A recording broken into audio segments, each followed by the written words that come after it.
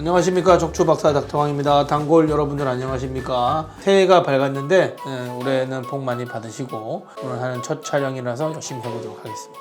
관절염 할 때 불화자가 두 개 붙어 열이 화득화득 나는 거지. 일단 기본적으로 관절염 하면 뜨거워야 돼. 발적이라고 그러는데 발적이 뭐냐면 열이 나고 적자가 붉을 적자거든. 열이 나고 빨개지는 걸 발적. 그다음에 종창이 붓는 거예요. 발적하고 종창이 관절이 있을 때는 관절염이라. 이게 정이고, 그 이후에 뭐 엑스레이나 다른 증상 이런 것들은 사실 굉장히 다양하기 때문에 갖다 붙이기 나름이고, 저번에 얘기했잖아요. 의사는 시진하고 문진만 해도 거의 알아요. 많이 본 의사들은 엑스레이 안 찍어도 돼. 시진하고 문진만 해보면 알 수 있어요. 대부분의 진단을 거의 한 80% 정도 내고, 관절염의 정도, 그러니까 우리가 그레이드라고 그러거든요. 그레이드가 몇 단계인가, 그건 이제 엑스레이를 보는 거죠.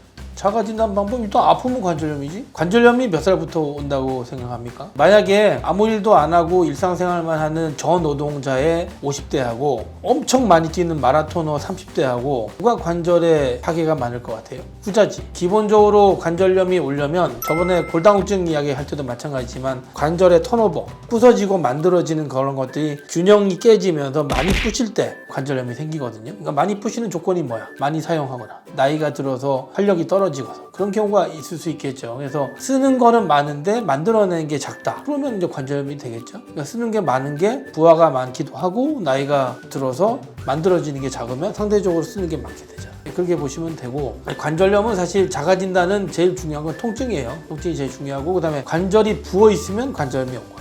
20대 여자도 관절 주위에 볼록볼록하게 이렇게 모양이 좋지 않게 튀어나오는 걸 활액이라고 그러는데, 그게 활액막염이 오면은 부풀어 오르거든요. 튀어나온 데가 있으면 사실 관절염이고, 그 다음에 관절이 자꾸 변형이 오거나 안쪽 옷자다리가 자꾸 심해지는 사람들이 있어요. 그러면 그것도 관절염일 수도 있고, 우리가 연골 손상은 초기에는 통증이 관절염하고 비슷한데, 그건 이제 주로 계단을 올라갈 때 내려갈 때 그걸 구분하는 사람이 있는데, 크게 저는 문제 없다고 생각해요. 뭐 어떤 사람은 연골이 찢어져도 뭐 계단을 올라갈 때 아플 수도 있겠지. 그런 건 중요한 게 아니고, 제일 중요한 건 관절 모양의 변형이 있거나 안 부었던 부분이 갑자기 붓는다든지, 꿀렁꿀렁하게 이렇게 뭐 물이 찬 느낌이 든다든지, 무릎이 붓는다든지, 빨개진다든지, 이런 것들이 생기면 관절염을 생각해 볼 수 있겠죠. 점점 이제 무릎이 O자가 되면서 안으로 살짝 돌면서 관절염이 온 거죠. 점점 모양이 O자로 변하지. 그 정도 되면 다시 인공관절해야죠. 통증이 쉬어서 낫지 않고 약을 먹어도 좋아지지 않으면 정형외과 의사 선생님한테 가야죠. 보통 2단계부터 관절의 파괴가 진행을 보통 우리가 4기로 나뉘는데, 켈라그레는 로렌스 그레이드라고 KL 그레이드라고 그래요. 1, 2, 3, 4가 있는데 1단계는 검사할 필요 없어요. 2단계가 되기 시작하면 뼈가 튀어나오면서 연골이 닳거든. 그러면 그때는 엑스레이를 찍어봐야 되겠죠. 엑스레이 찍어볼지 말지를 결정하는 거는 의사 선생님하고 얘기해보면 되지. 미국에서 진료받을 때 정형외과 전문의가 있기보다는 보통 내과나 아니면은 가정의과 선생님들이 많거든요. 우스갯소리로 친구 의사한테 야구장에서 전화 걸어가지고 상담만 해도 상담비가 청구가 됩니다. 의사하고 상담하면 청구서가 날아가. 완전 안 돼. 지적재산권이라고 그러죠. 전문가한테 뭔가를 컨설트를 하거나 뭔가 조언을 구하는 걸 동네 아저씨한테 살짝 물어보듯이 전화해서 물어볼 수 있다고 생각하는데, 선진국일수록 지적재산권과 무형의 어떤 가치에 대해서 훨씬 더 높게 쳐주거든요. 함부로 안 물어봅니다. 청구서가 날아가기 때문에. 의사 선생님, 뭐 이거는 좀 쉽게 대답해 줄 수 있는 거 아니에요? 라고 생각할 수 있잖아요. 저번에 내가 의사 나온 드라마 리뷰했거든. 문원장인가 김원장인가 하는 드라마 내가 리뷰를 했는데, 어떤 아줌마가 와가지고 1+1이라고 놀고 있는 애 물어보잖아요. 말이 안 되지. 프리하고 발전된 사회는 무형의 재산권에 대해서 인정을 해주는 게 맞지. 그냥 물어보면 안 돼. 검증되지 않는 얘기 안 해.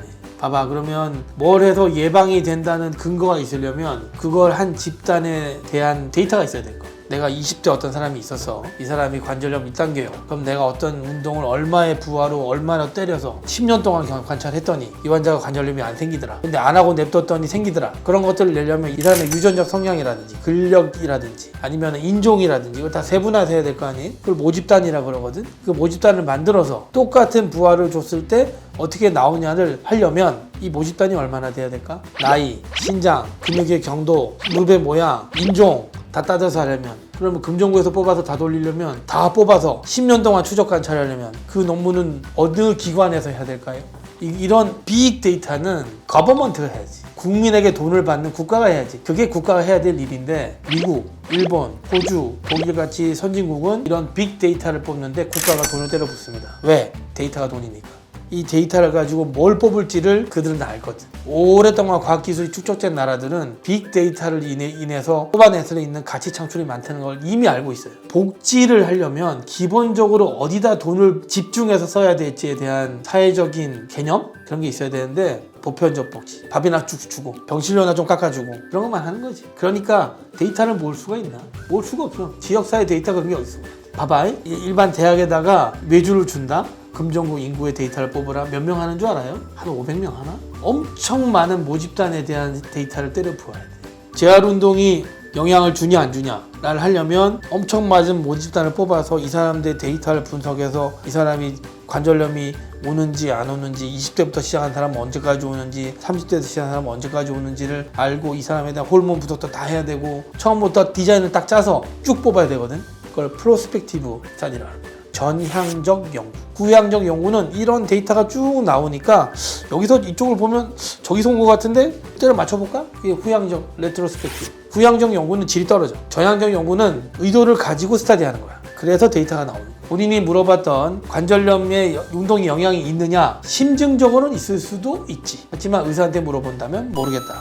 왜냐하면 데이터는 정말로 신빙성이 있어야 돼. 그러니까 본인이 질문했던 거에 대해서는 그럴 개연성은 있지만 의사가 추천하진 않아요. 하지만 이미 근력 저하가 왔고 그로 인해서 병이 온 사람은 그걸 막기 위해서 재활하는 건 맞지. 재활의 데이터는 체육학과 논문도 있지만 기본적으로 의사들도 수술 후의 데이터에 대한 논문을 많이 썼거든요. 손상이 오고 난 이후의 데이터는 있지만 전향적 연구로 인한 재활에 대한 데이터는 없다. 너무 운동을 맹신하면 안 돼요. 운동을 하다가 오히려 더 손상이 될 수 있거든. 그러니까 닳는다는 거 기본적으로 이렇게 생각해야지. 아까도 얘기했지만 내가 만들어내는 것과 쓰는 것이 비율이 안 맞으면 닳게 되겠지. 만드는 게 훨씬 많으면 닳지가 않지. 그 다음날 바로 회복되는데. 전향적 연구랑 후향적 연구는 달라요. 전향적 연구는 이런 사람들을 어떻게 앞으로 10년 동안 관찰하겠다면 쭉 그걸 데이터를 관찰할 수 있는데, 후향적 연구는 결과를 가지고 원인을 추론하는 거잖아. 그럼 데이터를 만질 수가 있지. 그래서 의학적 논문 중에 전향적 연구는 굉장히 의미가 있어요. 내가 이걸 의도를 가지고 데이터를 분석하는 거. 대학 교수 할 때도 전향적 연구를 몇 개 썼거든요. 그거 만들기 어려워. 왜냐하면 내가 어느 정도 결과를 예측하고 이렇게 갈 거라고 생각하고 디자인을 짜야 돼. 후향적 연구를 쓰다 보면 전향적 연구를 할 아이디어가 떠오르는 거지. 대학병원에서 왔던 건 거의 다 대부분 무슨 임상적 고찰, 수술법에 대한 뭐 고려 이런 것들은 대부분 다 후향적 연구예요. 의학적 논문 중에 전향적 연구는 굉장히 의미가 있다. 이게 뭡니까? 또 여자, 근력이 없잖아. 여성 호르몬이 하는 일이 뭔지 알아요? 애를 낳게 만드는 거예요. 유방 키우고 골반 키우고, 골반이 커야 애가 안착이 되니까. 하고 나서 젖 먹여야 돼. 계속 배란을 하고. 다 여자가 애를 낳기 위한 거지. 자손을 출산하기 위한 호르몬이 여성 호르몬. 근데 그게 끊기는 게 언제예요? 폐경. 폐경에 끊기지. 엄청 많은 여성 호르몬이 있다 갑자기 뚝 끊기면 남성 호르몬만 올라가거든? 그럼 뭐 어떻게 돼? 여성의 몸이 남성이 되는 거지. 그래서 폐경하거나 수염 나는 사람도 있고, 남자처럼 성격이 변하는 사람도 있고, 그러면 이제 미네랄이 자꾸 빠져나가는 거지. 그러면 어떻게 돼요? 뼈가 무너지고 골다공증 오고 뼈도 비틀어지고 그럼 관절염이 오는 거죠. 폐경하기 전에도 뼈가 약하고 폐경하고 나서도 사실 뼈가 튼튼하진 않죠. 여자가 제일 관절염에 취약하지. 두 번째, 많이 쓰는 사람. 많이 쓰는 사람은 닳지 않겠어요? 노동을 하는 사람, 마라톤을 뛴다든지 축구를 한다든지. 축구는 또 선행적으로 또 손상을 받을 수 있거든요. 그러니까 많이 쓰는 사람의 큰 카테고리 안에 손상이 들어있다는 것도 맞는데, 손상을 많이 받는 사람도 관절염이 잘 오죠. 오자다리인, 기본적으로 골격 구조에 변성이 있는 사람. 태어날 때부터 동양계는 오자다리가 많거든. 업어서 키워서 그런 게 아니고 원래 오자다리가 많습니다. 그러면 관절염이 잘 와요. 그 다음에 기본적으로 뼈 질이 약한 뭐 호르몬 문제라든지 아니면 이제 유전병이 있다든지 그러면 또 관절염이 잘 오겠죠. 그렇게 떠오를 수 있는데 내 머릿속에는. 반응성 연골은 축구하는 남자한테 잘 옵니다. 그리고 그거는 급성기 파열, 만성기 파열은 여자한테 오죠. 왜냐면 다르니까. 그걸 구분해서 생각해요. 내가 얼마 전에 뭐 몸신이다 거기 가서 촬영을 하면서 관절염을 이야기를 했는데, 관절염은 우리가 직립을 하면서 나이가 드는 포유류이기 때문에 어쩔 수 없이 올 수밖에 없는 숙명이다 이렇게 보면 되고, 진화를 거의 마무리한 단계가 몇만 년 전인데 그때 발견됐던 원시인들을 보면은 40대 때 거의 무릎이 다 퇴행성 관절염이 와서 못 쓰게 되는 그런 경향이 있거든요. 그때 우리 수렵 채집하고 호랑이가 우리 잡으러 오면 도망가고 다니고 뭐 돌부리에 걸려서 넘어지기도 하고 하면서 안에 전방 십자인대나 후방 십자인대, 간혹성 연골 이런 것들이 많이 찢어졌을 거예요. 그런 것들이 손상됐을 때 우리가 고치지 않으면 40대가 돼도 할아버지처럼 무릎을 못 써요. 우리가 지금 나이가 많이 들어도 잘 걸어 다니고 할 수 있는 이유는 정형외과 의사들이 제때제때 고쳤기 때문이라고 저는 생각하거든요. 아프시면 절대로 참지 마세요. 무조건 가까운 정형외과 가셔가지고 내가 무슨 문제가 있는지 확인하고 내 무릎을 진짜로 성의 있게 봐줄 의사 선생님을 주치의로 두는 게 내 무릎 건강을 유지하는 데 가장 중요하다. 우리 이상하게 도가니탕 먹어서 뭐 해결하려고 하지 마시고 먹지 마세요. 먹는 거는 결국 내 무릎으로 10%도 안 가요. 나를 잘 봐주는 의사 선생님이 있는 게 훨씬 좋다고 저는 생각합니다. 그렇게 잘 치료받으시고 가까운 정형외과 잘 찾아가 보세요. 감사합니다.